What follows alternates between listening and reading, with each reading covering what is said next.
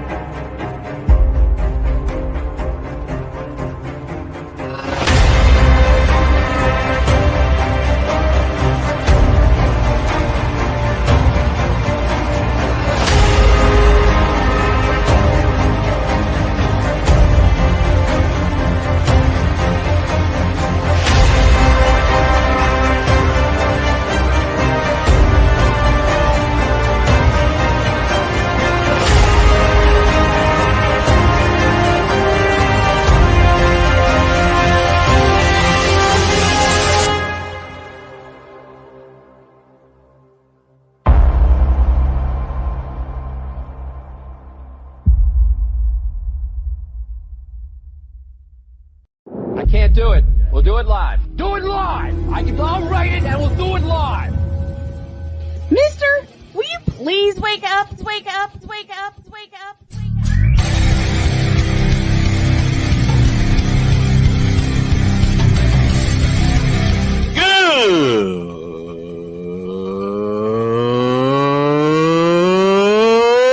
Good morning! Snowman here to all you Brock Purdy and San Francisco 49er haters. Shut up! I gotta thank you, Shane. I mean, whatever happened to the games where breaking 100 points was, I don't know, unusual?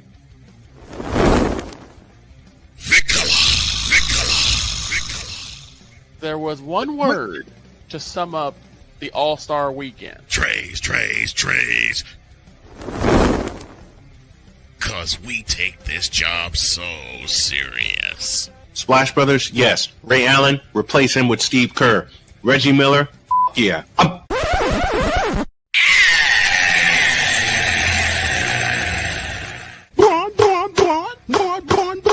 What in the all types of blue hell?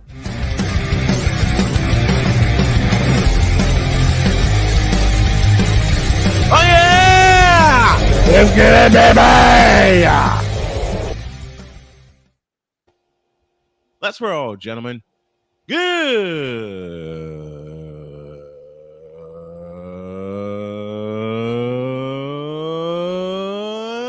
morning. Welcome to the Twisted, Tripped Out Violence Thursday edition of Snowman in the Morning. Glad to have y'all with us. We're gonna have a lot of fun today. This first hour, of course, is powered by Invader Coffee, fuel for the fearless. Wake up and conquer your morning with Invader Coffee. Veteran owned, air roasted, and unapologetically bold. No fillers, nothing. Just strong, clean, damn good coffee. Whether you like it black or with a twist, Invader fuels warriors, broadcasters, and everyday legends.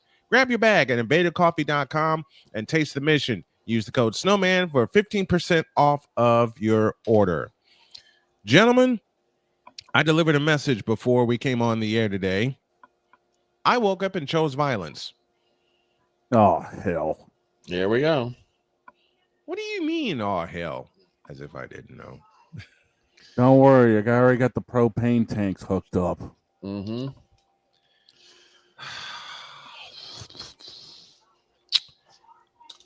First, I'm going to begin with a snowman's take. All Fire right. that up first.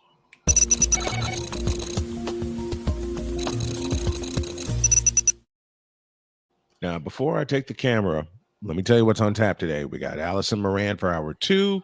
We say goodbye to the Carolina Hurricanes, break that down. A few baseball things to break down. And as I mentioned, Mike dropped Moran for hour 2, and I'm not going to say anything. She's going to take the floor and run with it, as she always does. That's on tap for today. Now give me the take. Let's try again. Round 2. Fight!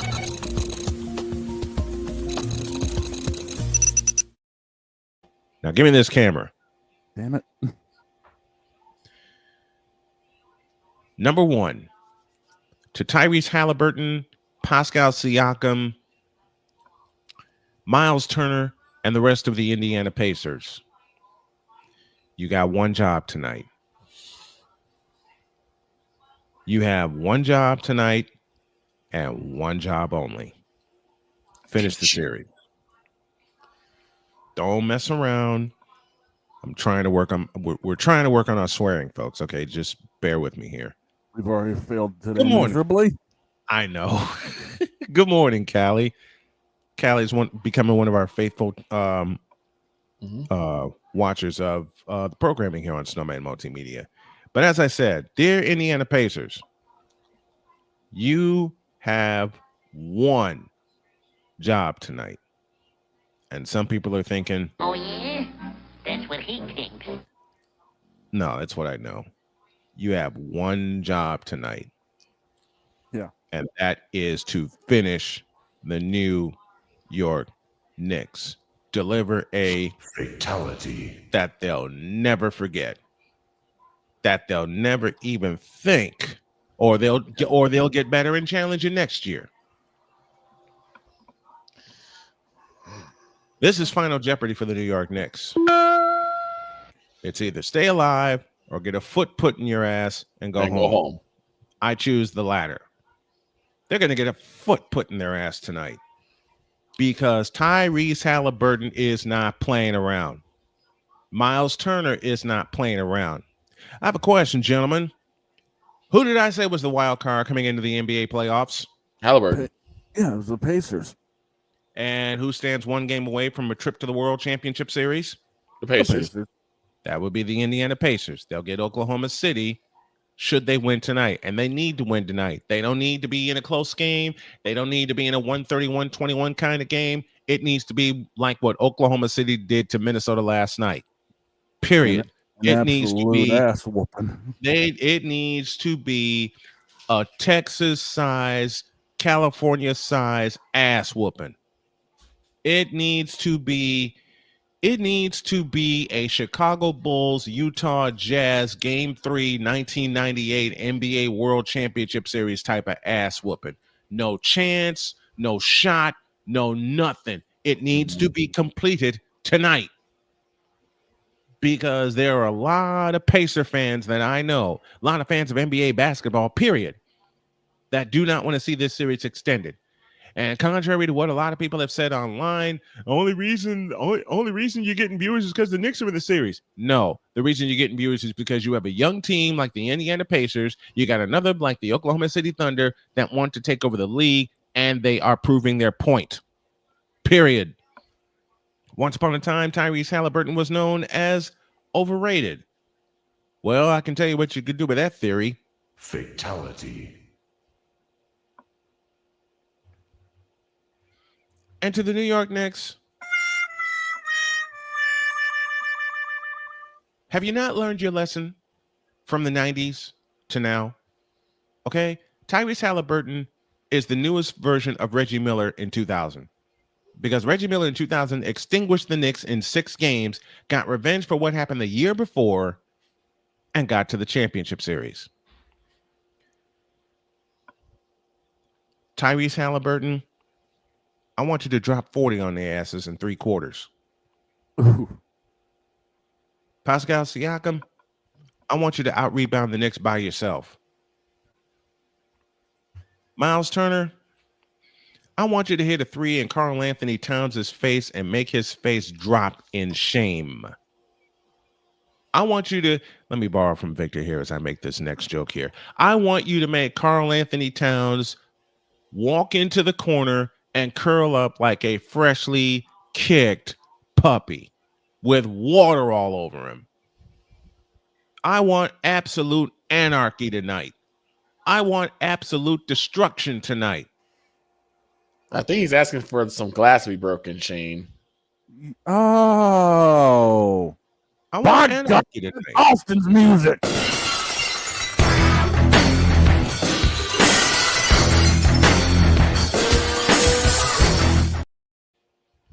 I don't care if the Knicks score the first bucket of the game. Indiana Pacers, you score the last one after you build up a 45-point lead. I want a record to be broken in. I want the first quarter for the Knicks to have this kind of hope and end like this for them tonight. Fatality. I want destruction. By the end of the third quarter, I want Kevin Harlan to quietly utter, "That's it, man. Game over, man. It's game over." And Callie, yes, I will do the play-by-play for that one tonight. And I'm going to mix in coverage of what the Oilers are going to do to the Stars in Game 5 down in Texas. It sounds like you want more like Kevin Harlan to say this by the time the game's over.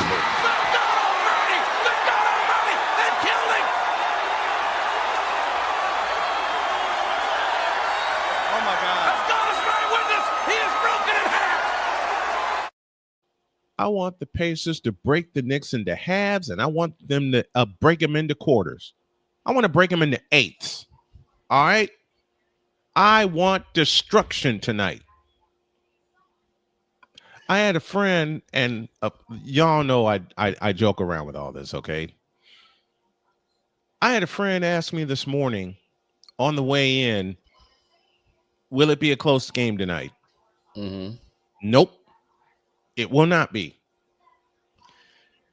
I want the Pacers to run over the Knicks like Eric Dickerson ran over opponents in Indianapolis.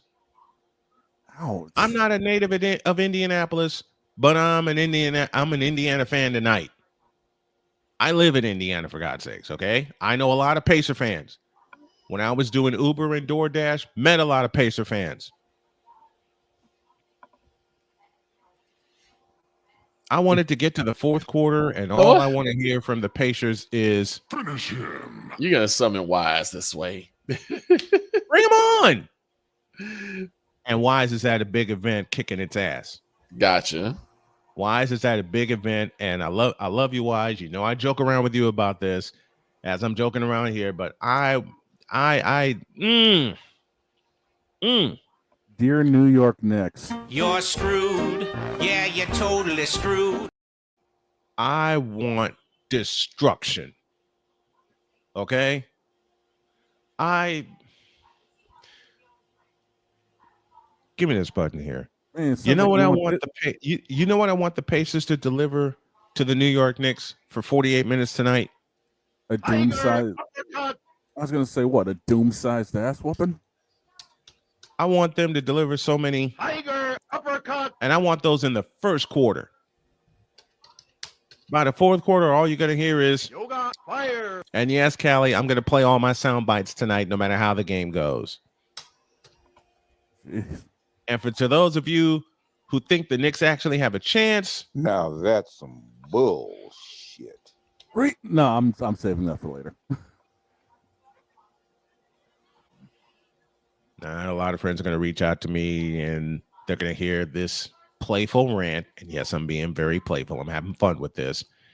And they're going to think, He did what? and of course, Wise is going to think, Are you kidding me? no, I'm not kidding you. I want the Knicks to get destroyed.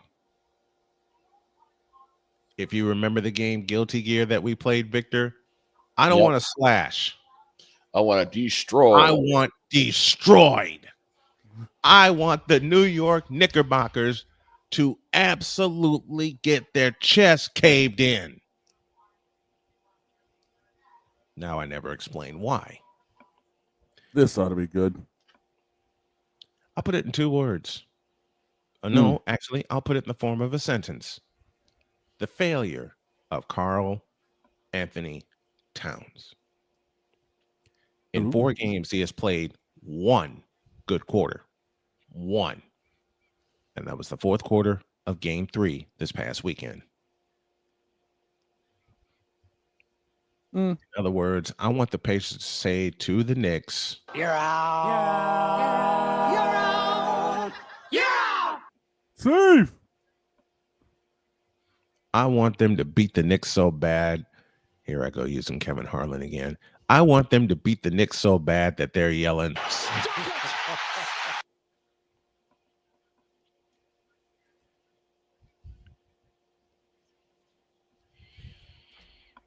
I want violence. I want to. You know what I want the Pacers to do to the Knicks? I want them to deliver a double nickel in the Garden tonight.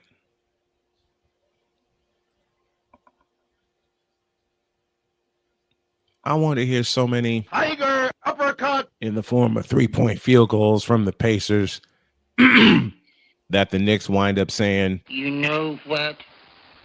That makes me mad.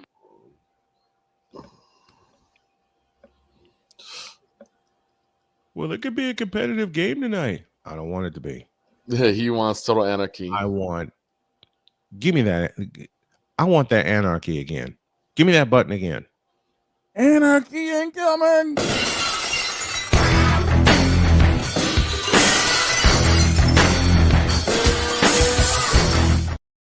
Don't start the game out with like a 12-2 or a 12-4 run. I want them to do what I saw Brother Rice do back in the day when I was covering the Chicago Catholic League. I want them to open the game with like a 20-0 run. Man, you want this game over so early. People be leaving in the third quarter so they can rotate the building for Avril Lavigne tomorrow night. I want this game to be put to bed in a hurry. And some people think, why the you lying? Why? Does it look like I'm lying here? I want the Knicks to suffer one big fat ass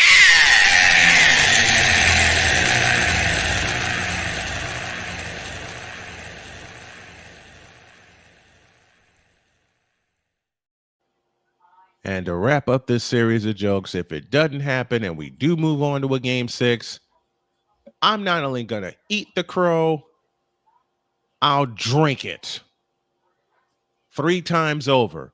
And yes, this is ice water I have here. Man, the way this is going, it sounds like you want the game to turn into this. This has been yet another Beating a Dead Horse presentation. I want the Pacers to do to the Knicks what the Blackhawks did to Tuukka Rask in Game 4.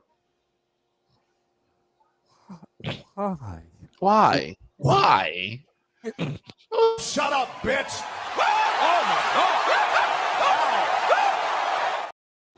I tried holding my laughter. It didn't work. I want the Pacers to do to the Knicks what the 49ers did to the Jets on Monday Night Football with half a squad last year. Ouch. I want the Pacers. Here we go. I want the Pacers to do to the Knicks what David Ortiz and Manny Ramirez did to baseballs in 2005. Destroyed them. Then Paul Konerko showed up, but that's another story. Shut up. I want the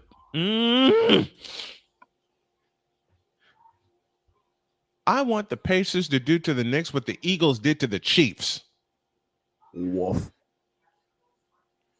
I want the Pacers to do to the Knicks what the 49ers did to the Rams in the NFC Championship game in 1989.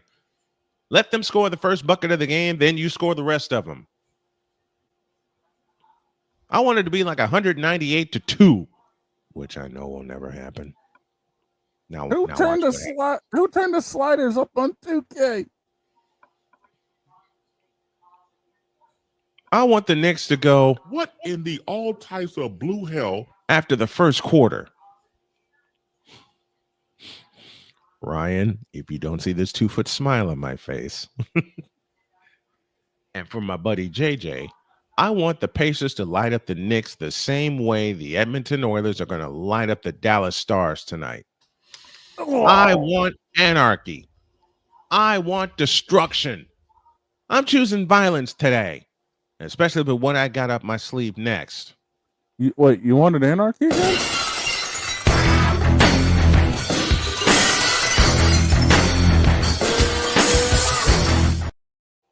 I want the Pacers and the Oilers to tell their opponents, you,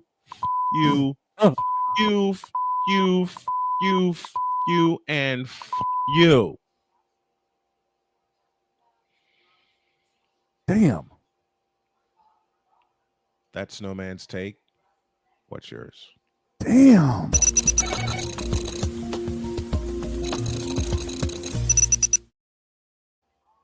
I can't tell you how many times I tried to hold my laughter within that. Especially after you bombed Tuca. You had to know if I'm catching it straight. I was trying to hold my laughter the entire segment, okay? Let me just be real. Yeah, well, taking a shot at Tuca, you had to know I'm coming up with immediate referral. Right. And I was looking for it. I was looking for you to specifically press the button with the rock on it. I was looking for that. Oh, yeah. Oh, yeah.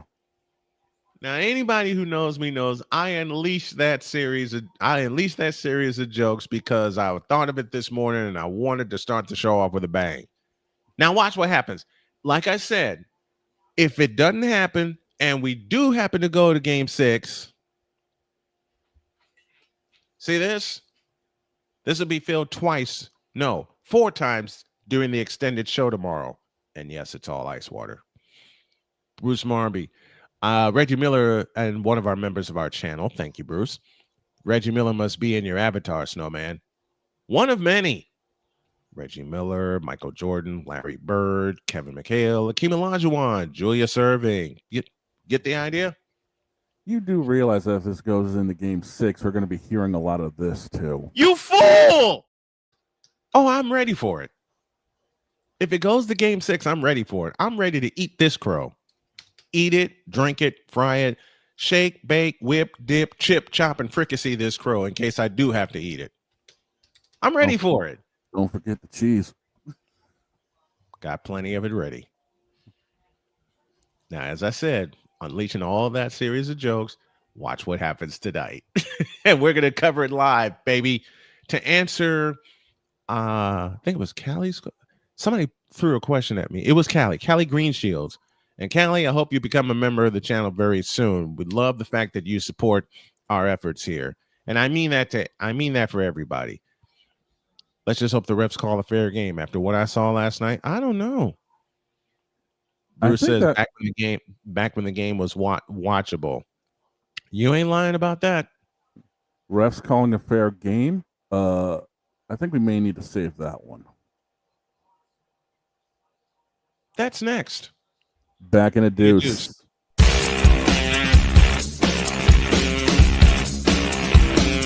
This is Snowman in the morning. Are you ready to upgrade your coffee game? Prepare for an invasion of flavor with Invader Coffee.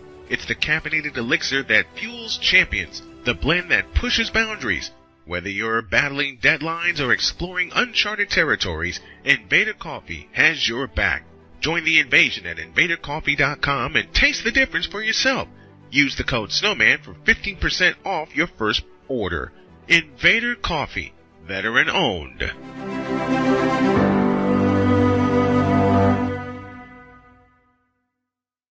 Join the transporter to Hades. Your butt and gut becomes one. Join the reformer of hooker whores. This is my daughter, Placenta Booty Johnson. Join the bronze god. Whenever you are in distress, take off your baseball cap and throw it in the air. Join your very own superhero of broadcasting, Chris Bass. So whatever color crayon they get, they palm it and do 2 circles, and that translates to, I can beat up black people. As he takes you through the week's paces in Baseline. Live every Saturday at 8 a.m. Eastern, 7 a.m. Central, Pacific Time Zone people, just stay asleep when this is on live and just catch the recording. Oh, I'm sorry. Exclusively on the Chris Bass YouTube channel.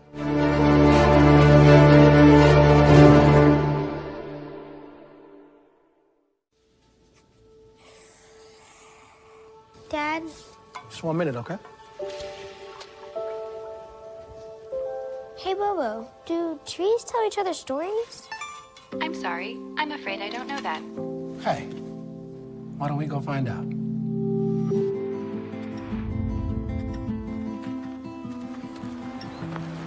Listen. Do clouds take naps? I couldn't tell you.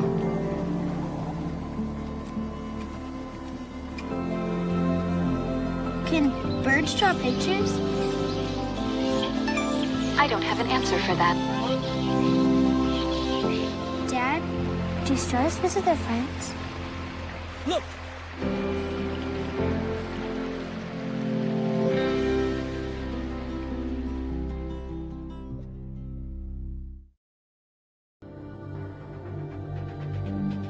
The spirit of battle is a powerful force. It's a force that drives us, pushes us beyond our limits.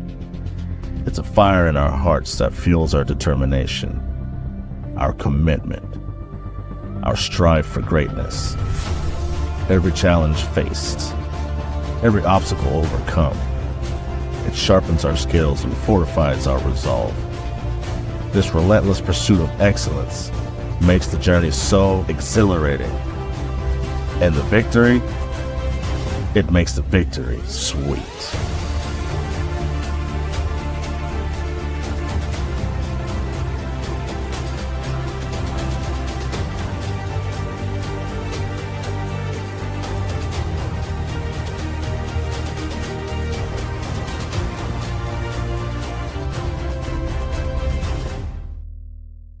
Hey everybody, Snowman here. Looking for the best way to experience live events? Well, SeatGeek has you covered. With just a few taps on your phone, you can find the best seats for concerts, sports, theater, and more. Don't miss out on unforgettable moments. Download the SeatGeek app today and get ready for an experience like no other. Each ticket is vetted for authenticity and ranked on a 1 to 10 scale. And right now, if you sign up and use the code Snowman, you will get $20 off of your first purchase. That's only through the power of SeatGeek, where fans can fan.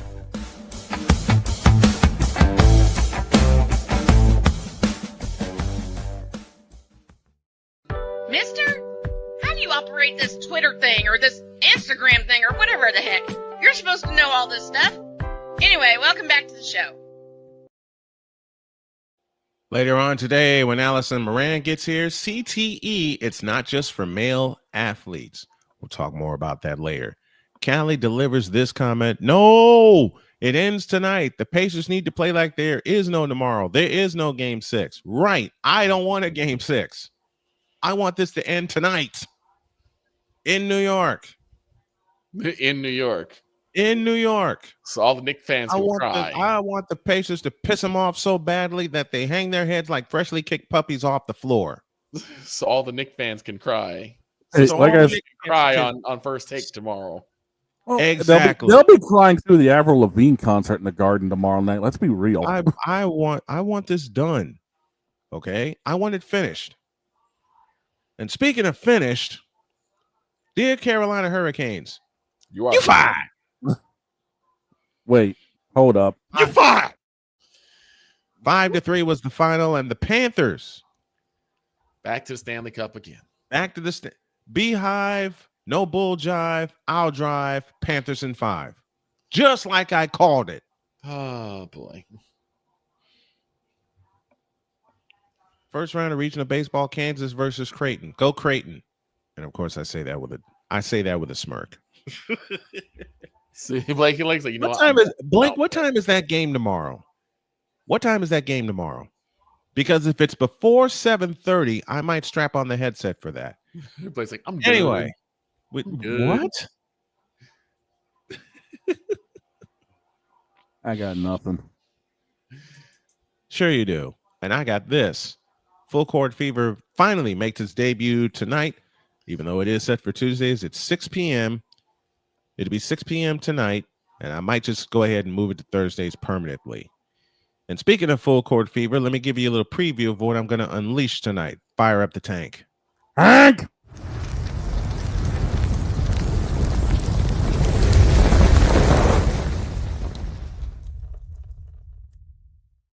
Time to cook. Give me this camera. On 2 fronts, the Caitlin Clark effect is very, very real. Because there were some players that I heard celebrating her injury, and that's bullshit. Wait, what? How? Pause. Hold up. Timeout. D says, sees. Hold up.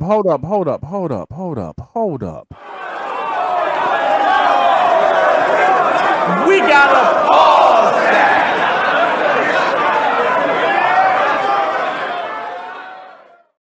House Snowman said, stop, halt, D says, sees. Penalty flag on the field. Run that back by me again. What? You heard what I said. No. This is what I heard, okay? I cannot and will not confirm this because I have not seen it myself. Okay. Confirmed or not, I did hear that there were some players celebrating Caitlin Clark's injury. Okay.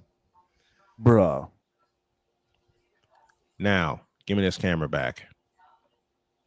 Should that be the case that players are celebrating Caitlin Clark's injury? Y'all are some straight up bullshit because you want Caitlin Clark and the Fever to fail. That's speaking of wanting the Fever to fail, the officiating that I've seen in the last 2 games of Indiana Fever basketball was atrocious. Absolutely bleeping atrocious. Let's rewind back to Saturday, shall we? Last possession of the game. You're going to tell me that Caitlin Clark gets undercut by Natasha Cloud and no foul was called? Really? You're going to do that? And then last night, even without Caitlin Clark on the floor, some of the fouls that were called were absolutely atrocious. There were a few offensive fouls called in a stretch in the third quarter when Washington took off and ran away and hid that should not have been called. 2 against Aaliyah Boston, a couple against DeWanna Bonner, and congrats to DeWanna Bonner, 21 points last night. Mm-hmm. Atrocious. Absolutely atrocious. I will add this caveat. There were some possessions that were so empty for Indiana, you could look down a well and still won't see the end of it. That's how empty those possessions were last night. But at the same time, they were made to play timid because they could not be as aggressive as they want to be because of the fear of a whistle. That really became apparent in the second half. Because there were some times they drove down, they drove down the lane and they stopped. To the Indiana Fever players, don't. Continue to play your brand of basketball. Okay? You're minus Caitlin Clark for the next 3 games, maybe longer. Step up. Make plays. Fuck the officials. Make plays. Give me this button. It sounds better with the button. I'm working on my swearing anyway. Let me try that again. Fuck the officials. Make plays. Fuck the officials. Play ball. Don't leave any empty possessions. Because there was a stretch of 6 of them last night where Washington took advantage on 4 of them. But at the same time, when you're made to play timid by the calls that the officials were making, it casts a whole lot of doubt. And I'm sick of it. I'm sick of it, not just with Indiana. I'm sick of it seeing it around women's basketball, period. It pisses me off. It pisses a fan off, and it pisses a journalist of 30 years who has covered women's basketball for the last 25 years angry. Stop it. The officiating in the WNBA so far this year has been absolutely fucking atrocious. Period. Even in the games that weren't Fever games that I've covered. Minnesota, Dallas, anybody? First game of the year? Huh? When you know better, you do better. Unfortunately, from what I've seen, and this is just one man's opinion, the officials don't know better, and they won't do better. Now get the hell out of here. Damn.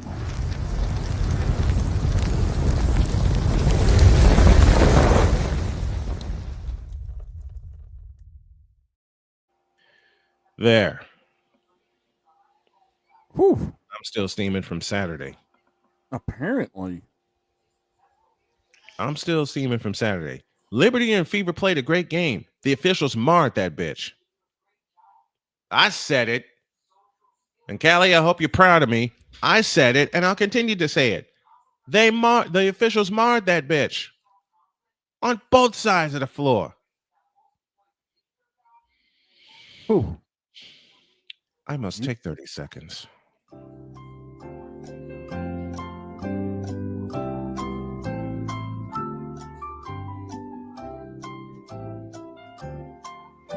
There you go.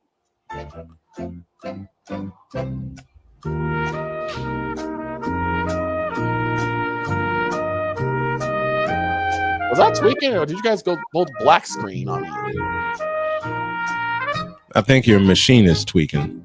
Okay. Yeah, your machine be tweaking, bro. Your machine is tweaking more than Brad Marchand was with the Boston Bruins. Maybe, because I'm like, why are they both black? Really, dude? Really? He's gonna throw something at me. He's gonna throw something at me. Really? What? Bitch, What? please. No, that's for you. What? Stop it. Get some help. I'm fine.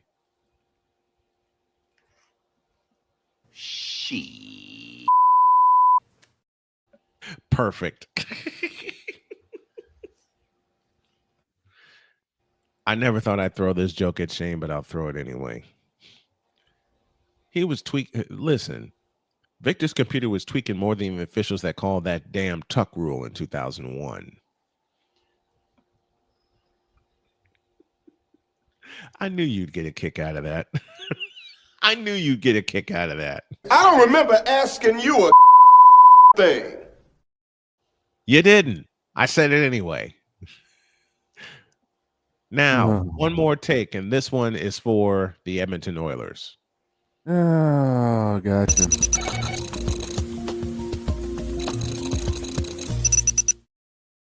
You know what to do. Gotcha.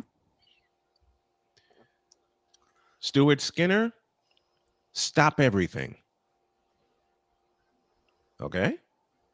Everything that the Stars will throw at you, and believe me, they're going to pepper some shots at you tonight because the Stars seem to think they can compete with you. They can't. You stole one in Dallas. You won two in Edmonton. Now steal this one and let's go to the final, will you please? At the top of the year, I called a rematch for the Stanley Cup Final between the Florida Panthers and the Edmonton Oilers. Make it happen. Leon Draisaitl, Connor McDavid, you know what to do. I don't even have to explain it. You've beaten Jake the Snake Oettinger almost every time this series, except for game one when they got 5 in the third period. Man, you don't have to deal with that anymore. You won the last 3. Make it 4 in a row and put them out their misery.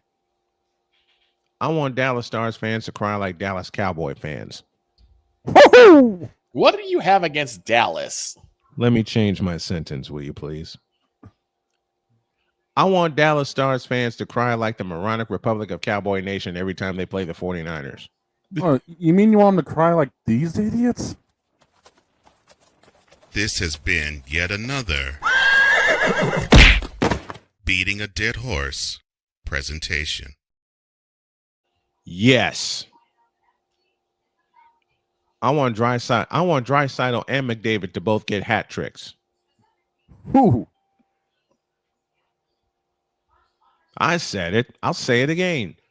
I want Draisaitl and Connor McDavid to both get hat tricks in the first 2 periods.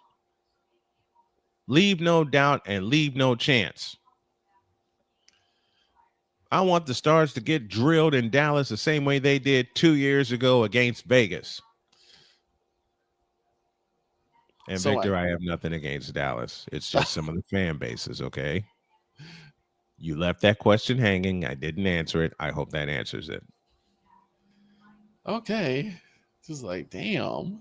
You don't like Cowboys fans. You don't like Stars fans. And honestly, I think Star fans are better than Cowboys fans, at least. Listen, there's some Star fans that act like the moronic Republic. I just don't have a name for them yet. Stars fans in general are very cool. I know a few of them. We know a few of them. Mm-hmm. I'm talking about the ones that act like the moronic Republic of Cowboy Nation, the Midwest Committee of Bear Idiocy, what the Cub fans in general. Let's see here. We could always go. We could always go with the Society of Stupid Stars. You know, that could actually work. We'll work on it. Yeah. But to those fans, not the rational thinking Stars fan, we have a winner. Wait. Oh, no. We have a winner. Oh, my God. I want the Star Sexuals to shut up. Mr. McCarthy. The evil super villain is at it again. Coffee strikes again. I adore that. I want the Stella Sexuals to shut up. Period. And it's not the rational Nick fans I want to shut up. I want the Nick fans that act like bronze sexuals to shut up. The Stephen A's. Yes.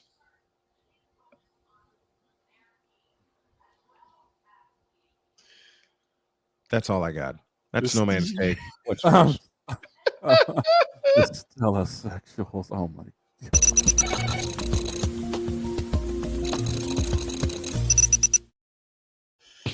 Unfreaking real. Right. We need a break. We need a break. We need back in the deuce. Wow.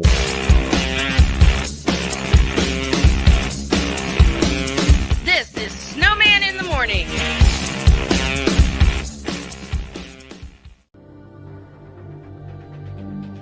The spirit of battle is a powerful force. It's a force that drives us, pushes us beyond our limits. It's a fire in our hearts that fuels our determination, our commitment, our strive for greatness. Every challenge faced, every obstacle overcome, it sharpens our skills and fortifies our resolve. This relentless pursuit of excellence makes the journey so exhilarating. And the victory, it makes the victory sweet.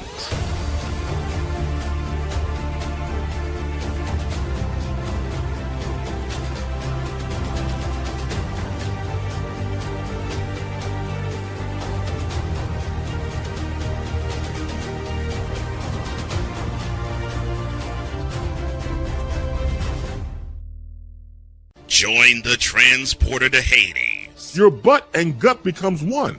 Join the reformer of hooker whores. This is my daughter, Placenta Booty Johnson. Join the bronze god. Whenever you are in distress, take off your baseball cap and throw it in the air. Join your very own superhero of broadcasting, Chris Bass. So whatever color crayon they get, they palm it and do two circles, and that translates to I can beat up black people. As she takes you through the week's paces in Baseline.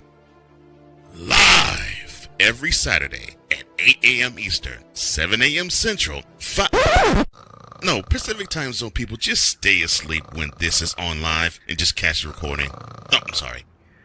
Exclusively on the Chris Bass YouTube channel.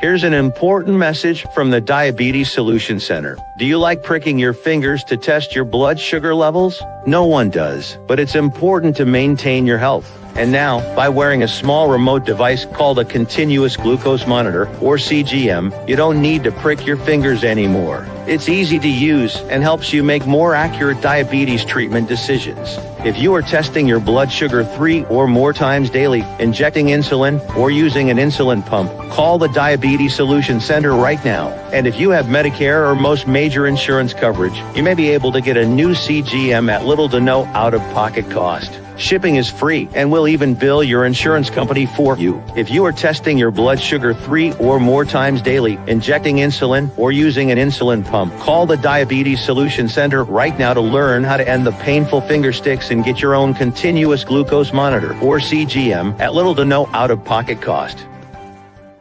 Weather, driving can become downright dangerous. What's your emergency, please? Trust Battle Vision Storm, the revolutionary glare reduction glasses that turn your sight bright during bad weather at night or during the day.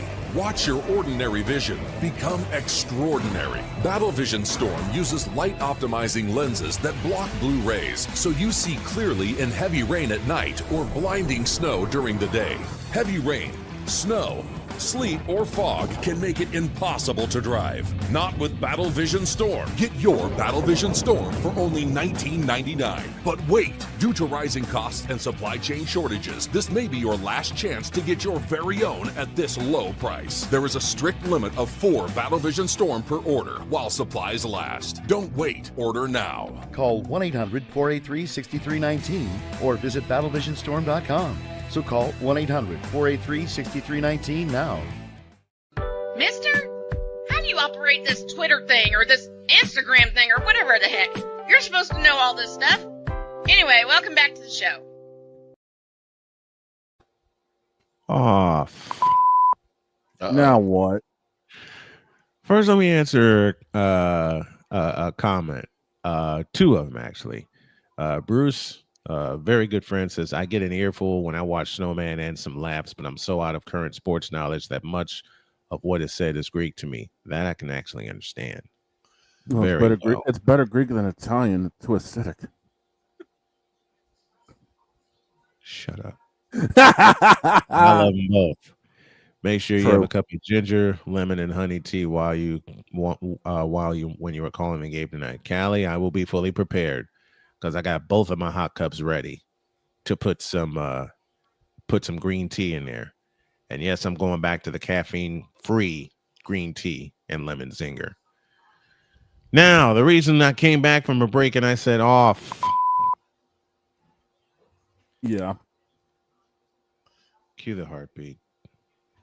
Oh boy. Oh no. Oh yeah. Oh yeah. No. Here we go. In a world where partial greatness is celebrated and total greatness is shunned, there stands to be a figure on the lips of those who love him and those who hate him. The inane comparisons to Michael Jordan and Kobe Bryant continue and has existed since 2003. There is no end in sight, for the battle between those who unconditionally love and unconditionally hate him wages on. These are their stories. Welcome to the Bronzexual Confessions. And I thought we could go through a week without having to deal with this crap. I was praying for that. All right. There we go. You know what? I can't do it. I can't do it. Yes, you can. No, I can't. Why? Because Allie will be here in 12 minutes, and what I have in mind is longer than 12 minutes. It's that bad. It's horrible. Oh, God. It's worse than those chickens inside Jewel Osco that's been sitting under a damn heater. Oh, those are the ones that people end up slapping the Bronzexuals with. Exactly. The ones that Victor slaps every Bronzexual with when they make a ridiculous. It was that bad. Yeah. Oh, God. So there's no short version. So for the shortest Bronzexual confession in history, I will close it properly. Get out of my face, you thirsty bitches. In a world where logic and sense flies completely out the window, while purple and yellow glasses are donned, rises a figure who encourages ridiculous, undying loyalty. Good Lord, I'm about to throw up. This has been yet another installment of the Bronzexual Confessions. I want to stay on task today. I was about to say, why do I have a feeling we're going to hear about it tomorrow? I mean, we do have a long show planned. Yep. And everything we didn't get in during the month of May will come in that show tomorrow. That's why it's a long one. And the time may change. I'm still fumbling around with that. So be ready. We're going to end May on a high note. And we're going to get back to serious business in June, but we're going to add a lot of fun too. All right. But I could not do it. That's why I say I have a feeling we're going to hear about it tomorrow. Oh, we will. Comments I just read. There's no way I would have been able to shorten this to 12 minutes. Oh God. You know how the homosexuals are. Oh yeah, you have a conversation with one of them, and next thing you know, you end up losing 6 IQ points per second. Which is why I said close it. There was no way I could keep this within 12 minutes. Oh, not God. a chance. Not after what I read. Oh no. I'm already cringing at the thought of tomorrow, and I'm going to be caffeinated. Yeah, because you're getting a couple of monsters, aren't you? Since we have a long show planned tomorrow, yes. Get them tonight. Oh, God. That's all I'll say. Get them tonight. Oh, good news is I'll be up at 8 a.m. tomorrow, so I'll be able to actually do it then. I'm not going anywhere tonight because it's going to be raining. Well, you better have someone bring them to you.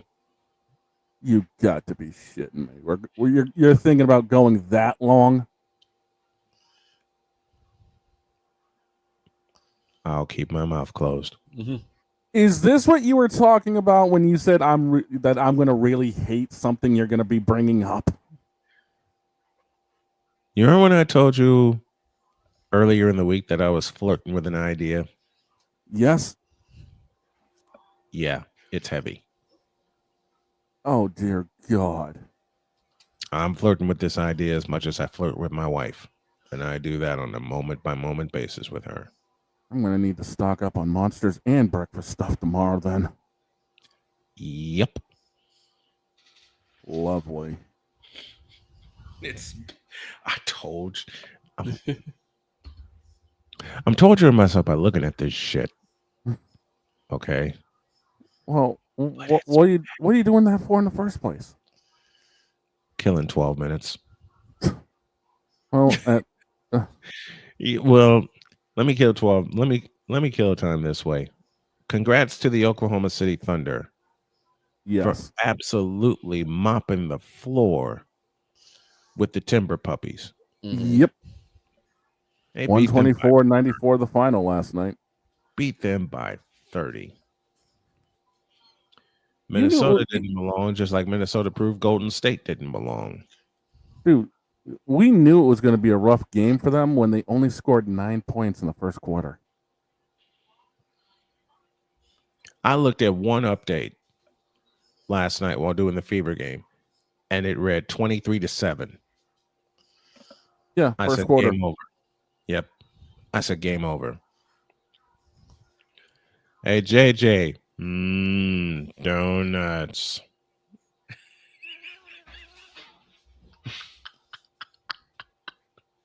Oh, dear God. Let's see. Rudy Gobert shrunk in Game 5. He only played 19 minutes, had 2 points.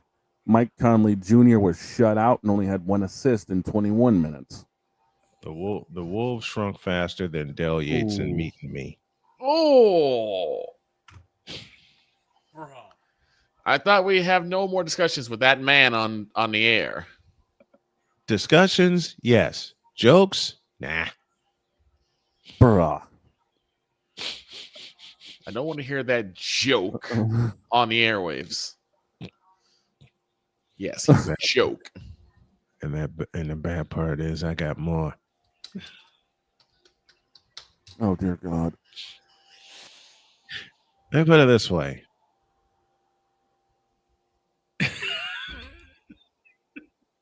How bad is Victor will understand this comparison. How bad is it, you ask? Yes. 42-10. I knew he'd catch that one. Rude. That's just wrong. How bad is it, you ask? That's just wrong. 96-54 in 1998. Oh. See, I have no buttons to press, so I just gotta sit here and take it. No, the second one I referred to was a Bulls game. No, I know that, but even still. How bad is it, you ask? Okay. 55-10 on January 28th, 1990. Oh, wow.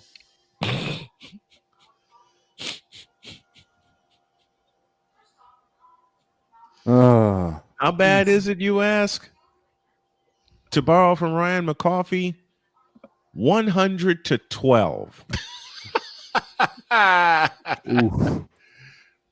100-12. And to borrow, and for the late great George Wendt, who was one of the super fans, Bulls win 181-12. How bad is it, you ask? Oh, God.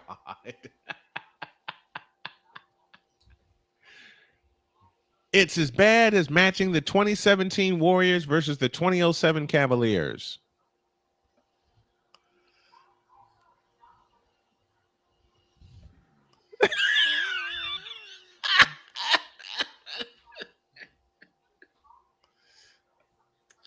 How bad is it, you ask, that I looked at this 46-10 on January 26, 1986? How bad is it, you ask? Hey, Falcons, scoreboard. Oh, God, even better. Speaking of Falcons. How bad is it, you ask? Hey, Falcons, just when you're going in for the tying score, Navarro Bowman says, give me that, and closes down Candlestick Park in style. Right. How bad is it, you ask? Hey, Russell, you still dreaming of Malcolm Butler? How bad is it, you ask? This bad. McAdoo performed a defensive. Cooper brings it over to James Worthy. Worthy against Malone. Pass is deflected. Going to be stolen, I think, by the doctor. Yes, he's got it. Here he comes. Way rock the baby to sleep and slam dunk. And yet another. Yep. That bad. It's as bad as 35 points in the first half. June 3rd, 1992. How bad is it, you ask?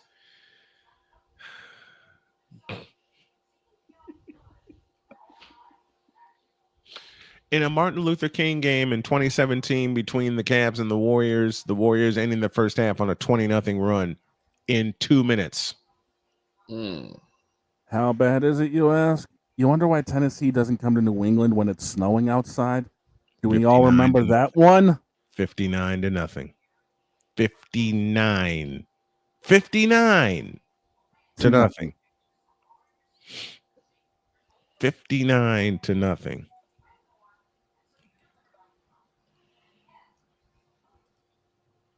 How bad is it, you ask? How bad? How bad is this bronze sexual confession I'm holding till tomorrow, you ask? Oh, no. All the scores we gave you, plus the Astros beating the Dodgers in 2017, plus Paul Konerko's obliteration of a Matt Clement pitch in 2005 in the division series, plus El Duque, Orlando Hernandez, escaping a bases-loaded jam with no outs. How bad is it, you ask? And this is my last Boston joke before we go to the top of the hour. Even though the Red Sox won this game, it's as bad as the Twins rolling not one, but 2 triple plays in the same game with the same fielders. How bad is it, you ask? New York had to destroy the old Yankee Stadium after we end up taking them out in the championship series. It just took them 5 years. They're still haunted. Okay, Victor, you're going to have to forgive me for this one. How bad is it, you ask? This bad. Pontiac, 3rd and 3. We'll see a pickup sometime on the right side, possibly. Montana looking, throwing in the end zone. Caught it! Dwight Clark! That's one of those. How did my dad put it? Or how did Alvin Washington put it? Dear friend of ours. That's from the Ain't That a Bitch department. Oh no. How bad is this bisexual, we all ask? Well, it could always be worse. It could be this.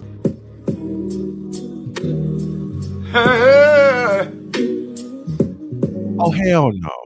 Why? Oh, Why, hell dog? no. Why? Oh, Why? hell no. Why? Oh, Why? hell to the always no. be worse. What did I do to you? What did I do to you? Okay, Wise. Whatever do to you? Whatever. Exactly. I even come to your defense, and you gonna do me like that? Ryan McCarthy, how bad is it? 41-0. How bad is it? I come to the dog's defense, and still he says, "I'm gonna hit you with Tam." I'm just saying it could always be worse. It could be that. No, but why? But why you gonna do me? How like bad that? is it? Victor, I got you. How bad is it? You ask. Hey, playmaker, remember this? Andy, give those guys a little extra weight. Roger Craig, still on his feet, still running. What a run by Roger Craig. You'll never see a better one than that. Give that man his gold jacket. Right? Please. You don't feel like Playmaker's gonna beat the hell out of me for that. I'm gonna get you for that. He said, I'm gonna get you for that. I know playmaker. I'm gonna get you for that. Right? Playmaker's gonna turn into Wise. Whatever do to you. Right. Playmaker's turning into Wise. Okay. Oh. But I'll say it again, folks. There's no way I could have kept it to 12 minutes. Especially with that. Man, Allie would cuss me out up and down if I did that. If I greeted her with the tail end of a bronze sexual confession. I know Allie. No, yeah, she'd get mad. She'd get mad. How dare you? Exactly. How bad is it, you ask? My wife nearly ventured into this room and pushed the button herself to turn the damn thing off. Oof.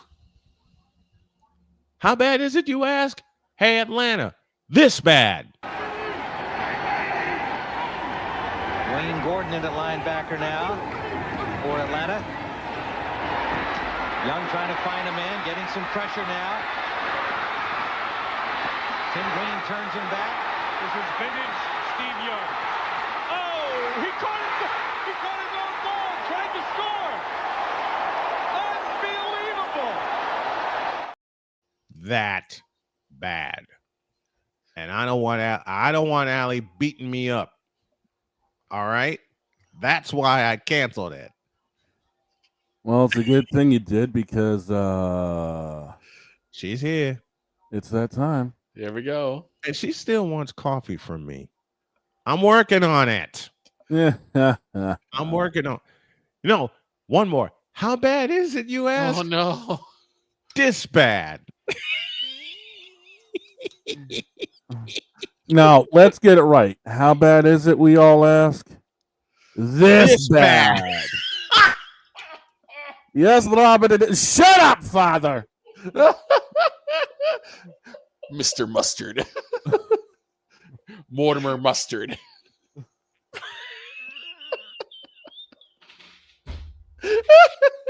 I think it's time. For those who don't know Clue, for those who have not played Clue Junior, or for those who have played Clue Junior, you're welcome. I think it's time. Here's Allie. Right.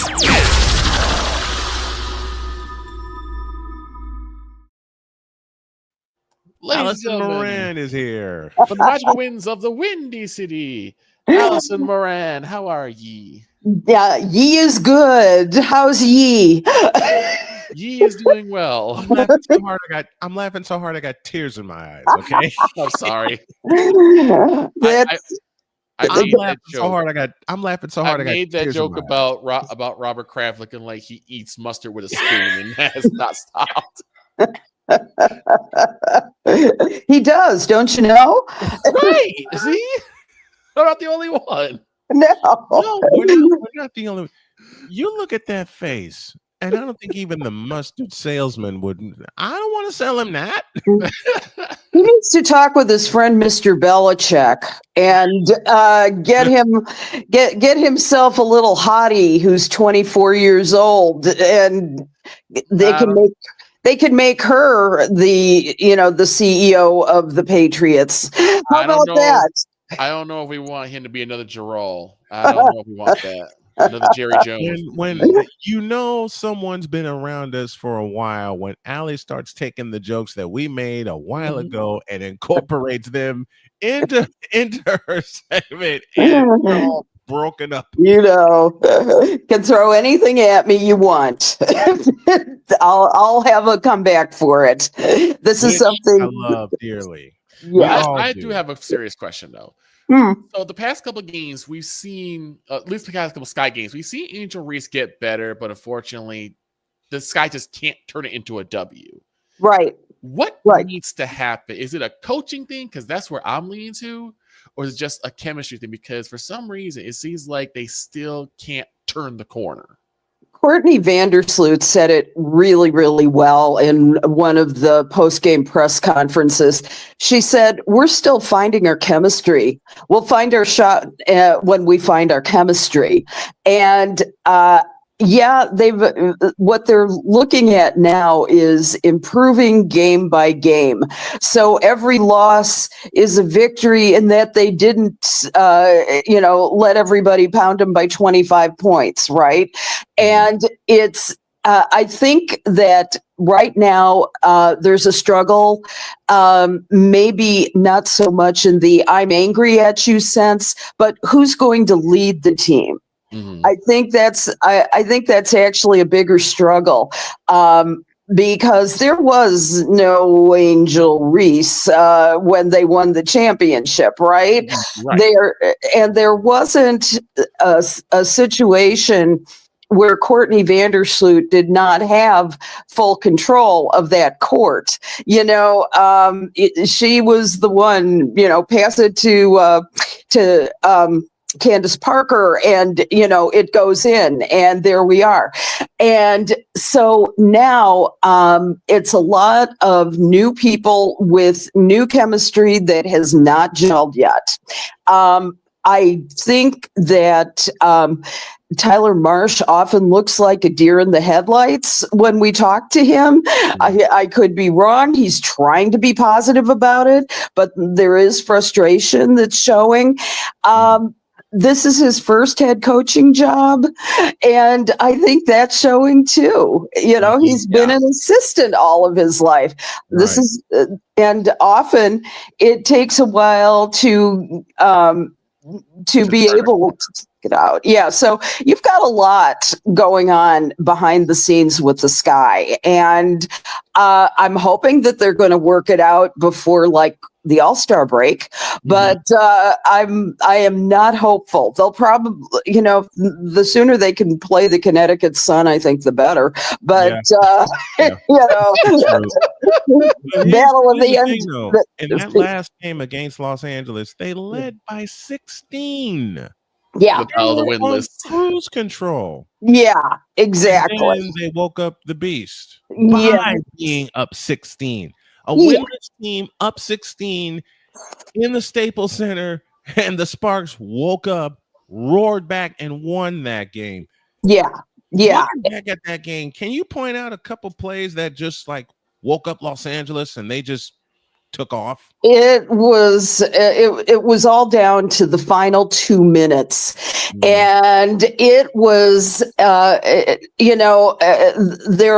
I think one of the problems I saw was that there was how do I want to say, some hesitation on the part of the main players on the team. There was some issues on the part of Angel Reese, and I get that they're still working out the chemistry, and they're still working out all that.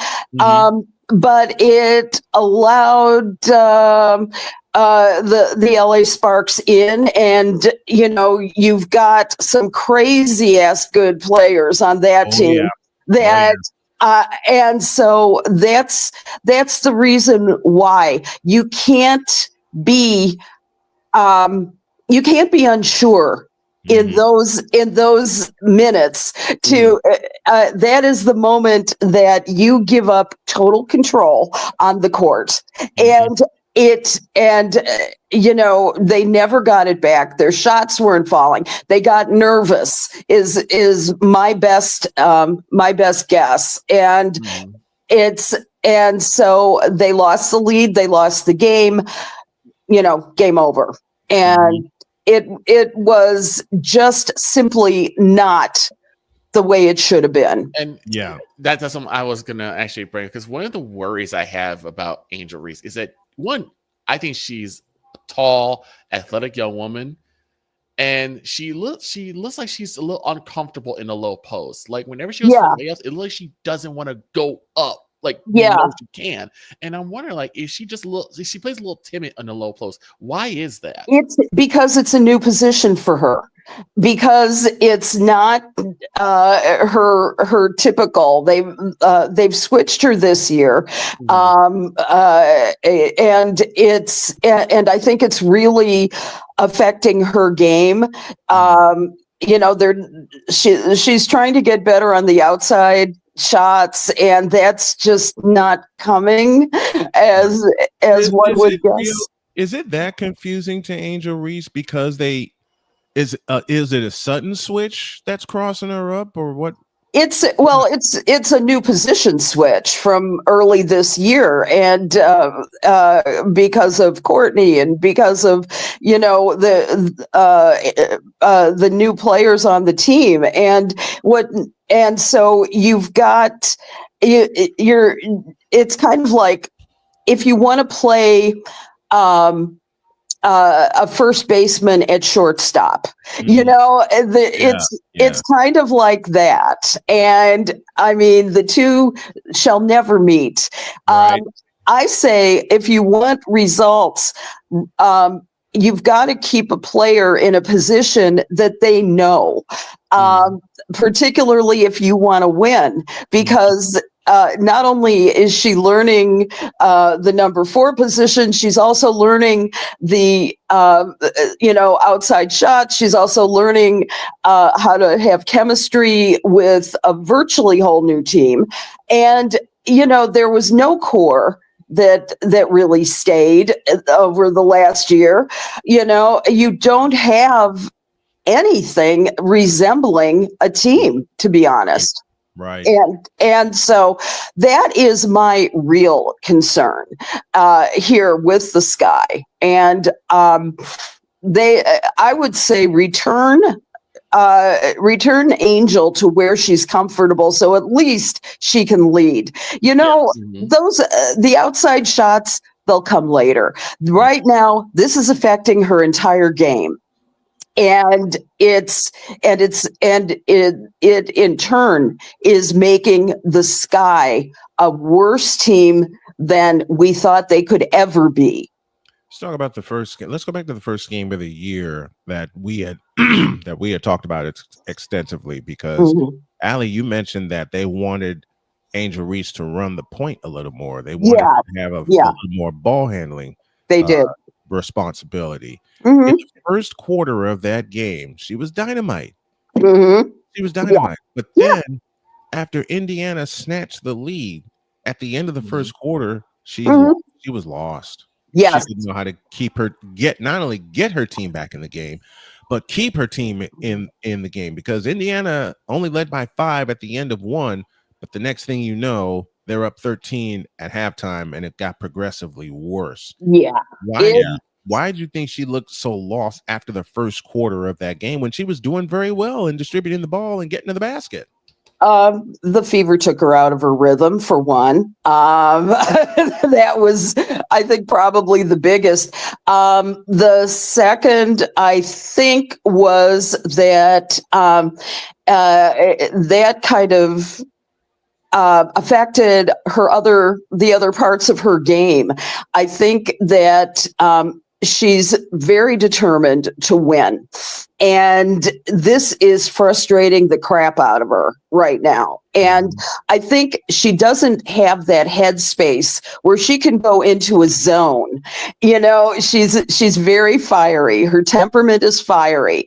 And so I think when she's knocked out of her rhythm, she's not able to get it back. You know, you have to, if you're knocked out of your rhythm in any game, you have to get it back. What she knows is how to fight for the point. And she fights and doesn't always fight fairly, honestly, but she fights for the team, and she fights to win. I think because the Fever's defense was so effective, I think it just knocked her out for the rest of the game, to be honest with you. Yeah. Speaking of Indiana Fever, they played in Washington last night, sellout crowd in Baltimore, and the Mystics came up with an 83-77 win, which posed a very simple question. Is the Caitlin Clark effect real? Is there ever a question with that? Because they felt that gut punch last night. Now, granted, with what I said earlier, there were some calls during the game last night, and we can rewind this back to Saturday, that there were some calls missed in the Fever Liberty game, but a combination of empty possessions, no Caitlin Clark leadership on the floor led to that loss. Now they got Connecticut coming up tomorrow in a game that I'll do, and I'm looking forward to that. But with Stephanie White leading them. Can you say 105-50?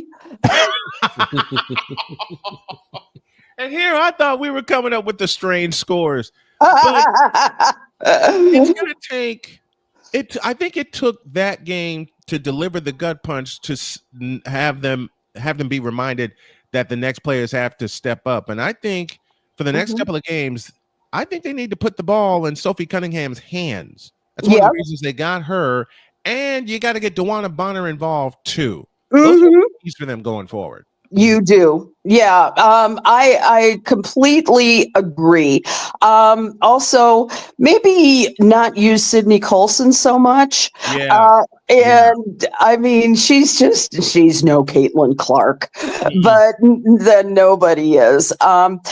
You know, for the next 3 games, and I think one of the things that they're going to have to put on the Chicago Sky game coming up on June 7th, I think they're going to have to put her as questionable, Caitlin Clark. I think by that time she's going to be stir crazy, and she is. This is stir crazy last night. She was stir crazy during the game last night. But if they put her as questionable, you put the fear in their eyes too. Yeah, and I think that that what they also have to do is find the chemistry that without Caitlin, because it's always Caitlin. I mean, it's go-to Caitlin. I mean, let's put it this way: she's averaging in the first few games 19 points. You know, she's had some great rhythm. I mean, it's just a matter of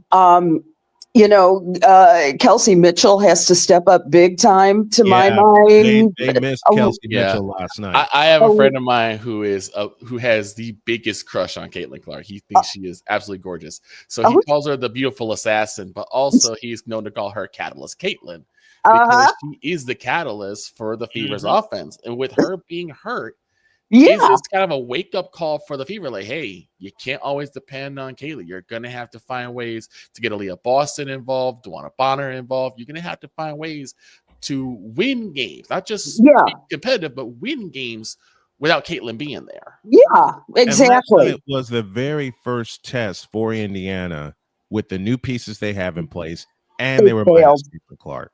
They failed. Yeah, it's 83-77 is, nothing like what we thought would happen. And it also put them 2-3 on the season. So, they're now scrambling like quite a number of the teams that aren't the New York Liberty or the Minnesota Lynx. Minnesota Lynx. Yeah. It's looking like, and so far, much love to Nafisa Collier and the Minnesota Lynx and everybody in the New York Liberty. Saw them up close. Yeah. When Minnesota played Dallas and when the Liberty played the Sky. In fact, I had 2 Liberty games this year that I did. New York is just lights out. New York and Minnesota. Lights out. In this very early season, I could actually see them going at it again in the finals, and this time the Lynx won't lose. They're on a revenge tour. They are on a serious revenge tour. Yeah, and I could just see that would happen. But in the meantime, as we were talking about Caitlin Clark, do you realize that she has not missed a game since she was in high school in West Des Moines? Do you realize? I mean, that's 2017. 2017 was the last game. She was a sophomore, for God's sake. She was a sophomore in high school when she missed the game. And I know this is going to drive her absolutely nuts. It will. She was complaining to the refs last night, and she wasn't even on the floor. All right, that's just how competitive she is. Now she's an assistant coach. Let's put it that way. Pretty much. She's going to be. She pretty much is. You were going to ask about Stephanie White as well. What was that question going to be? What adjustments does she have to make now with one game under her belt without Caitlin Clark? You saw what you saw last night with Colson not being the leader of the offense. Then it's nothing against Colson. Colson's a bench player. Yeah. And she's being forced into a starting role with the injury to the biggest player in the game in Caitlin Clark. What adjustments can Stephanie White make coming into Friday against Connecticut? Move Kelsey Mitchell and start focusing a little bit more on Natasha Howard. That's because I can see that. Yeah, and make sure that Aaliyah Boston is ready and willing and able to get out there. And I think then you've got something. I mean, Natasha Howard had 11 points and 6 rebounds. That told me that she was ready to go do more than she should. You mentioned Dewana Bonner. She hit a major career milestone. She had 21 last night. Bonner, I think, even when Caitlin Clark does get back, Bonner is the key to this team. Yeah, they have to get her involved. And you mentioned Aaliyah Boston. Aaliyah Boston looked very lost last night without Caitlin Clark on the floor. Yeah. They couldn't get the ball to her in her sweet spots like Caitlin Clark can do, but that's just a matter of time. I think that changes come Friday. I'm pretty sure that you're right, and I just think that they will find a rhythm but it's going to be the same kind of rhythm that Scottie Pippen and the boys had to deal with when Michael Jordan was out, and that was about as rare as Caitlin Clark. So you have got to find that rhythm wherever you can. And, and the thing is that Stephanie White is also kind of playing around with the lineups. So, she's still finding the lineup that works with and without Caitlin Clark. I think she's used 4 or 5 of them since the beginning of the season. And so, you have got to think carefully how you're going to make it, how you're going to make these lineups work. And so, but I would say bench anybody that doesn't come up to par. And And you can't be afraid to do that either. Yeah. You can't be. Steve Kerr, hello. Yeah. Popovich, hello. Phil Jackson, Casey Jones, Billy Cunningham. Yeah. Becky Hammond. All right. Exactly. All the great ones have done it. And so, and I remember even in the days of Pat Summitt back at Tennessee. I've told the story on the air before. One thing that Candace Parker did was they had a game against DePaul on January 2nd. And Candace Parker missed her curfew on January 1st. Understand that McGrath Arena was full of Candace Parker fans. And so everybody in the arena was waiting for the return of Candace Parker to the Chicago area. And Pat Summitt benched her for an entire first half. She did not come out. Curfew. Yeah. Simply put, she missed a curfew. They didn't care. They didn't care. There was no "we want Caitlin out," in the stands or anything like that. And we'll see. I should mention as well. You've not only is the Caitlin Clark effect a problem for the team in winning percentage, it's also affecting the ticket prices for games. June 7th, anyone in Chicago? Honey, we could go at the prices. Seriously, on June 7th, the get-in price for the game was initially $86, right, at the United Center on June 7th. Since then, they've fallen to as low as $25. Now, that's according to Sports Illustrated. Now, I myself checked out Ticketmaster early this morning and found that the tickets for 300 level seats were holding for $59.50. And for tickets on the 100 level, though, you've still got some pricey stuff. The lowest was $195. The top was over $3,000.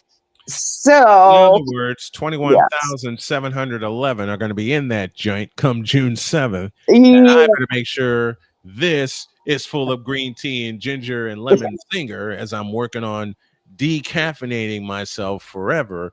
Because this morning started, and I wasn't going to do this, but then my wife said, "Honey, can you go grab me some sweet tea?" And I said, "Sure." And I said, "The hell with it," and I grabbed one of these. But it's still going to be a full house. Oh yeah, it'll be a full house. Will it be a good game? That's going to be a big question mark. So I think it will be. I think by that time, Indiana would have figured it out. Yeah. I think by that time, Indiana is that good of a team, even without Caitlin Clark, they're going to figure it out. I agree. Will Chicago figure it out? Yeah. Question, especially being in the United Center with 20,000 people there. Everybody, all eyes will be on Angel Reese. We got a point with that. We're coming up to in just a moment. All eyes will be on Angel Reese. Okay?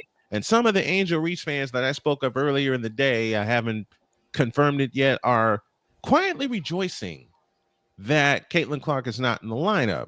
The question is to Angel Reese, what do you do about it? Yeah, and that is a good question. Let's put it this way. You've got a lot more possibilities for fighting dirty. You've got a lot of I see some flagrant fouls during the game, shall we say. I see that this could be the start of some great revenge coming to the Chicago Sky, if possible. And what's more, it'll be interesting to see how the fans react to the Sky Fever matchup. Now, that brings us to the WNBA saying that it could not substantiate claims of racist fan behavior during a game with the Chicago Sky and the Indiana Fever in Indianapolis. Gee, I wonder who said that first. This pretty redhead on screen with us. Yes. That there's no way they're going to be able to substantiate that. And I was going to ask, what do you think the W should do if they do come across? Because I don't know how you'd be able to really, one, differentiate between who's being, really racist and who's, being a fan. And then once you do, what do you do? Like, are you going to ban them? Are you going to suspend? Are you going to say, hey, this stuff is not allowed? What do you do? Things were getting tough several years ago at the DePaul games. Mm-hmm. And I posted about it fairly regularly that, you had some real nasty fans there, and that's much, much smaller space and so you could hear everything. And one thing that they did was they would post rules and hand out the rules of fan behavior to each person coming in. And I would say that should happen everywhere. And the thing is, I know heated battle, all that fun stuff. There's, you're going to get into a game, but hate has no place. Racist talk has no place anywhere at any time. There are rules to how you behave. There's rules to what players need to be mindful of. They can be as mean and nasty on the court as they want, but you do not respond with hatred and bigotry. You cannot. That is unsportsmanlike conduct. Mm-hmm. And I get it. But in my household, we had some very strict rules. My dad broke them all the time just because, he was raised with those, with the opposite. Okay. And he always told me, I said, so I can't say those words. He goes, you listen to your mother. He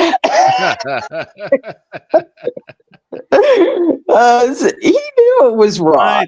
My dad would do the same to me, and then I discovered Richard Pryor and George Carlin. Oh boy! And once I discovered George Carlin, it was on. And Dad and I got into a competition where we would try to find the worst joke of the two and make each other laugh. And it wound up a tie because as soon as I find something with George Carlin, he had one ready for me from Richard Pryor, and we're sitting in our room cracking up laughing. Of course. So with that being said, the racial epithets, and I know what goes on. You and I both, Allie, have been to professional events where you see it and you hear it and you're in shock. Hell yeah. Yeah. You're in shock. Yeah. And they need that small handbook needs to go out everywhere. Yes. To all the fans, because there's no place for the hate. I mean, you can be against the team. Don't get me wrong. You can be against the team, but you can do it in a way where you're just showing you're a fan and you're not an idiot. Yeah, exactly. I mean, it's what I'm guessing is that if you talk to individual people, it's just if they hear it, the handbook could say something like, if we hear it, we're going to toss you out of the game. You can make good on that threat. One of the reasons I'm sure why they couldn't substantiate it was because the noise was bouncing off and I could not imagine that you could really pick it up to say, okay, that one sounded like the N word. This one sounded like maybe the C word.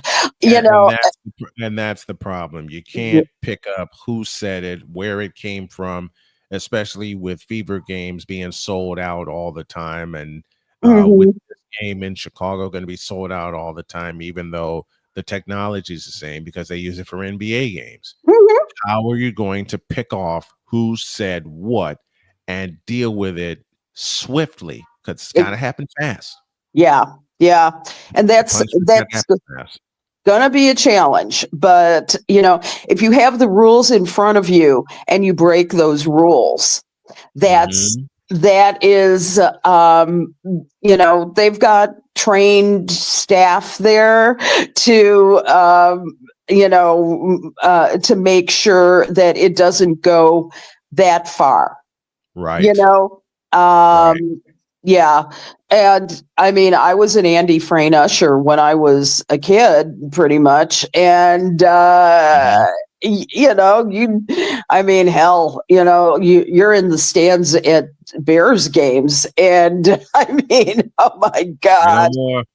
Say no more. I was the security guard for the Democratic Convention in Chicago in 1996. And where did they have that party? Of course, the United Center. Of course.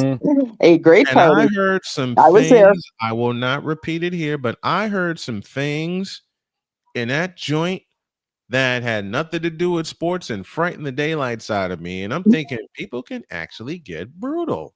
Yeah, they absolutely can. They can actually get brutal.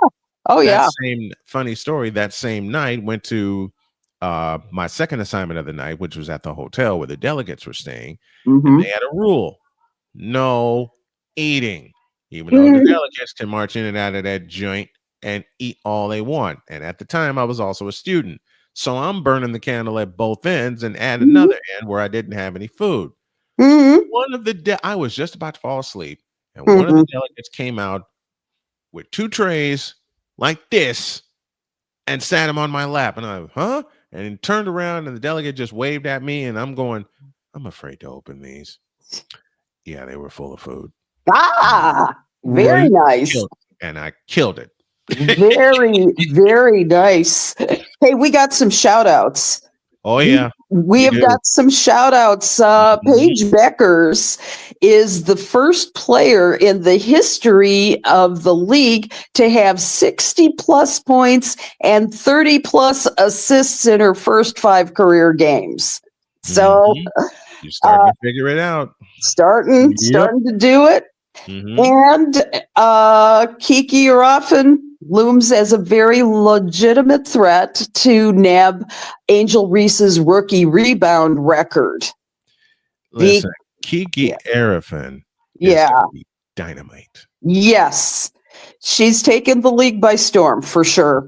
She's even if the team's under 500, the Washington Mystics, she's grabbing 13.8 points per game and 11.2 rebounds and thus far. And she has grabbed at least 12 rebounds in all 4 of those games and has many as 14 boards in a stretch. So I'm thrilled that both of these women have made such a splash, and that their teams, that's the reason why they were chosen, with the teams hopefully being better. They will improve. And they will. Yes. And so praise God. Also, another praise for Angel Reese, actually. She became the fastest player in the WNBA to reach 500 plus points and 500 plus rebounds in 38 games. And the previous record was 44 games held by Tina Charles. So that's what, and you've got to remember also that Angel did miss some time last year. She had a season-ending wrist injury, so it could have been even more because she missed about 2 or 3 games in the last 4 games. Last 4 games. Yeah. Yeah. And it would have been much higher on that. And so you got to say congratulations to them, and also a congratulations to DeWanna Bonner as well. So what is it? 7,500 points? 7,500 points. 7,500. DeWanna Bonner. Yes. And to think, and I mentioned this a couple times last night, DeWanna Bonner is in her 15th season. Yeah. Of UConn. 15. I wouldn't think 15 years went by that fast, but then again, been covering women's basketball basically since the 90s. Yeah, 15 years can go that fast. Right. That's right. Bonner, 7,500 points, 3,000 rebounds, and 1,000 assists. Yes. My God. I mean, you got to go to the NBA for better. Yes, you do. Yeah. And that's like in that same league with Kareem Abdul-Jabbar or Magic Johnson, Michael Jordan. Yeah. The legends, Larry Bird, Julius Erving, as I mentioned earlier this morning. Man, you just don't see numbers like that. And to whom I think is going to wind up being the most valuable player, Nafisa Collier. Yes. Nafisa is, she's gangbusters this year and last year. And it's amazing too, because she hasn't stopped playing basketball since last season.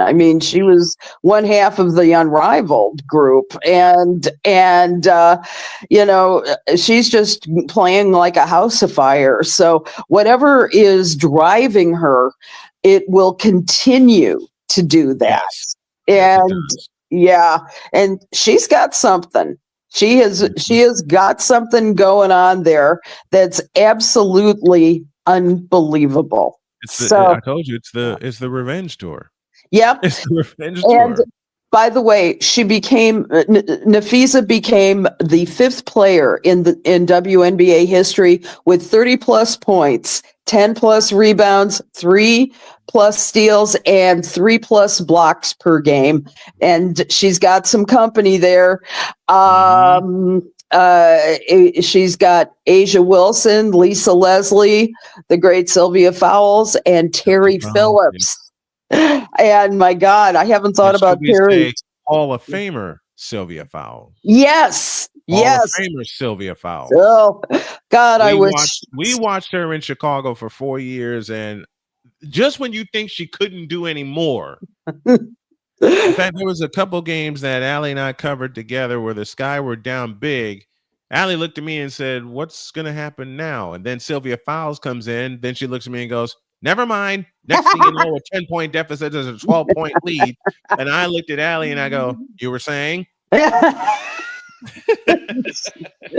That's an absolutely true story, and you gotta love it. One of those was against Phoenix and Diana Taurasi, because Diana Taurasi is Diana Taurasi. Yeah.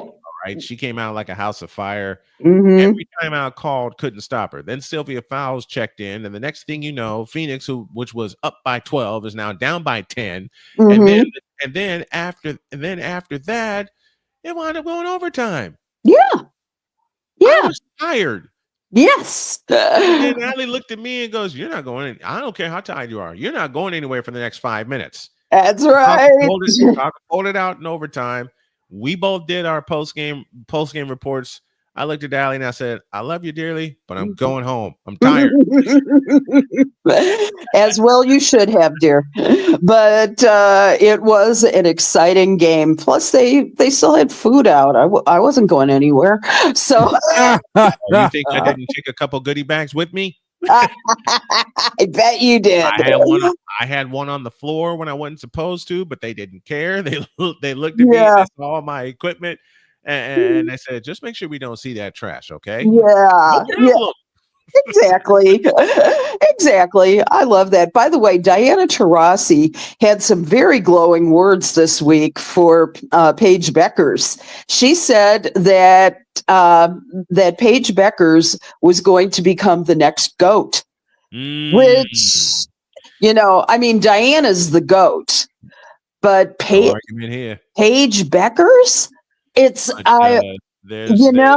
there's a young lady named Caitlin Clark that wants to have a discussion first. I think so. Only thing that separates Paige and Caitlin Clark is a year. Yes, and so we'll see. I'm waiting for those two to lock horns this year. I can't wait. I've decided I'm covering all 44 Fever games. I said, I made that decision last night. I said, the hell with it. I'm going all in. Speaking of all in, how about the Minnesota Frost? Back to back Walter Cup champions. Two-time champions, and an amazing just over the Ottawa Charge. It was a 2-1 overtime win. And Liz Shepard, I wish we talked more about the PWHL here. Liz Shepard was the overtime hero for the Frost. She netted the championship winning goal for the second year in a row. And it was 11,024 fans got on their feet at the XL Energy Center. Now, I got on my feet when I saw it. Yeah, I got on my feet when I saw the series winner. That was so amazing, and they, I believe she was the one who won the Alana Cross Trophy, and you have to remember that Alana Frost and Billie Jean King are married, and they were the ones who founded the PWHL. And so it's nice to have Alana Kloss. They did. I'm glad they did. Yeah, and this has been a godsend for professional women's hockey. It has never had this kind of stability before. They've got and the Minnesota Frost with, by the way, Kendall Coyne-Schofield as their captain. I don't see how you can lose with Kendall in the building. You know. The crazy part about the Frost is they didn't start well this year. No, they didn't start well at all, but they caught fire at the end of the year, and look at them hoist the cup for the second year in a row. Congrats to the Minnesota Frost and their second straight championship.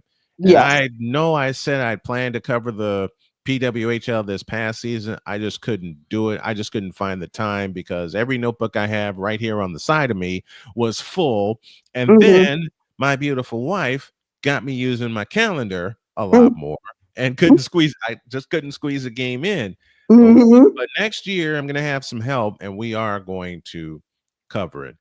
All right. Well, I'll help you out there too. Good. So when we're there, because I've interviewed Kendall many times in her career, and I can't believe what this woman's accomplished in her. You know, she's not 30 yet, so it's. And that little one she has is going to be a hockey beast. Oh, I'm just saying, that little one she has is going to be a hockey beast. Kendall comes from the south suburbs, and so a product of the ice arena in Orland Park, and I used to work with her brother Kevin over at Moraine Valley Community College. I used to edit all of his stuff, and so at the Glacier, and so it was because of Kevin that I was able to meet Kendall and become friendly with the Coyne family. I want an interview with. I want both of us to do an interview with Kendall. That'd be great. I want that. One more thing before we get out of here, and you gave this to me, and we have to talk about this since no one else will. CTE is not just for male athletes. Olympic gold medalist Lisa Brown Miller's family has donated her brain to science after her recent suicide. CTE is very, very real, not just in athletics, but in life. It's a very painful thing to deal with, not just for you, but the people around you. Yeah. Well, I've had my family members deal with dementia. Yeah. And from firsthand experience, it's very difficult, especially as the brain takes hold, and you just see the deterioration. This was a sad story. Lisa was in her mid-50s, and if you remember Lisa Brown Miller, she was a 1998 Olympic gold medalist. Yep. And she coached and she mentored countless young athletes. She was head coach of the Princeton University women's team. And she died by suicide after enduring a lifetime of repetitive head impacts by playing hockey. And she went to the top of her sport. But in so many ways, this reminds me of Dave Duerson, of the Bears, and of Notre Dame, who committed suicide at age 50. And said specifically he could no longer live with this pain anymore, and this confusion and everything that was CTE. We're only now starting to hear about it with women. Yeah. And yet, if you think about it, soccer, hockey, flag football is going to be coming up. What's going to happen? What's gonna happen with that? Yep. Protect your head. Please. And the thing is that the Brown Miller family donated her brain with the hopes that they could help advance the understanding and prevention and treatment of this degenerative brain disease, and shed light on the unique risks faced by female athletes in contact sports, because concussion protocols are real. So many don't want it to happen. So many people, would like to, shrug their shoulders and say, but the fact is that every time you take a blow to the head, or, you're in helmet to helmet contact, or you take a soccer ball. I've had a soccer ball to my head before. I can't skate well enough to be on the ice. So I have really weak ankles and no middle ear. So I cannot do that. But I've certainly taken a soccer ball to the head a few times, and it is jangling. It's that's the best way I can describe it. And so definitely kudos to the Brown Miller family for donating the brain to her brain to Boston University's CTE Center. That's the best in the business. And and let's not ignore it in female athletes. No, please. Let's not ignore it with the women, because they go through it, and they suffer more in silence with this. Yeah, men do. Yeah, I brought up a name a couple weeks ago of a fellow who suffered in silence. You mentioned Dave Duerson. I mentioned Junior Seau. Yes, yeah, Junior as well. I was thinking of him this morning as well. So yeah, and the thing is that out of that realization from those autopsies of Junior Seau and Dave Duerson and many other football players, they developed a better helmet. So why can't this happen with women? Yeah, Why can't this happen for the women, especially now with women's hockey taking off? Right. Yeah. Mm-hmm. They need to get in there and handle this now. That 2 needs seasons of the PWHL under your belt. I think that's what angers me the most with this is that why does the mainstream wait till it's too late? Because the mainstream is lamestream. Yeah. Period. So they wait until someone's dead. It's like we should have been doing this beforehand, so it doesn't get to the point where someone's dead. And again, Ali mentioned Dave Duerson, and I remember that tragic story and how he committed suicide. And not long after that, we hear the name of Junior Seau doing the same thing. And now you have, you have this. You have Lisa Brown Miller committing suicide because of CTE. Man, CTE is real in all athletes. CTE is very real, especially when any kind of blow to the head is going to weaken it. This is from a fellow who's taking a couple of concussions. And I'm going to say a name that it's going to be very controversial. But Chris Benoit had some that too. That's right. I was thinking about the Canadian crippler. Yeah.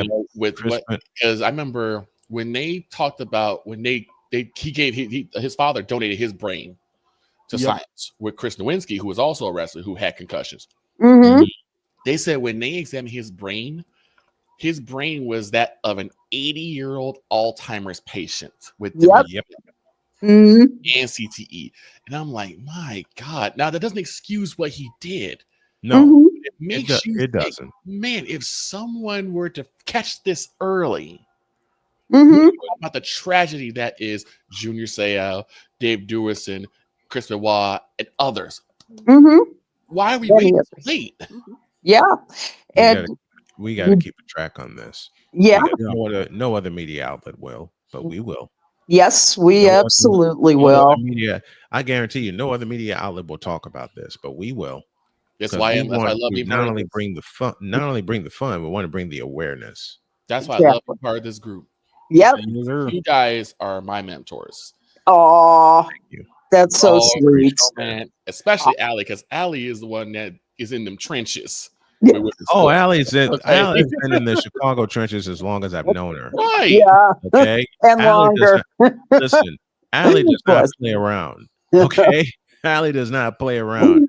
And Ellie's gotten in trouble for not playing around. So you think I haven't in 30 years? Allie and I have been friends for almost 15 years now, and she's been around when I've gotten in trouble. No, that's true. Allie's been around when I've gotten in trouble when I've stood my ground. And Allie stood her ground with me. I was like, wait a minute, why are you doing this to him? What did he do? Matter of fact, I nearly got kicked out of a Sky game because of a rule they implemented before I arrived. They changed the timing of the interviews and did not inform the press in time. And I nearly got kicked out. Jeez. You're not good. No, you're not getting away with this one. Fortunately, the situation got fixed. All right, we better get on out of here. Allie, thank you so much, my dear. Always a pleasure. We'll talk to you next. All righty. Everybody have a great week. Yep.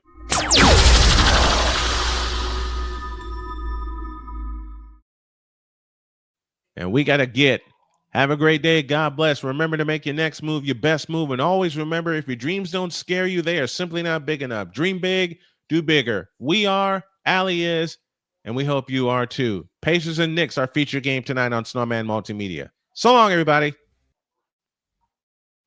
Add that. Just push the button, will you please? Oh, yeah.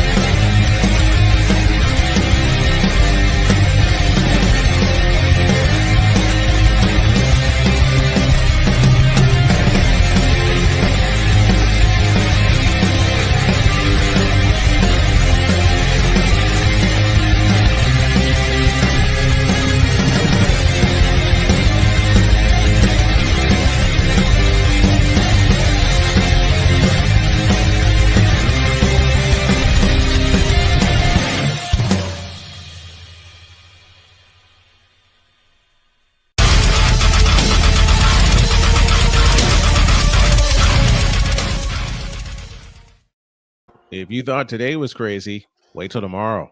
See you later.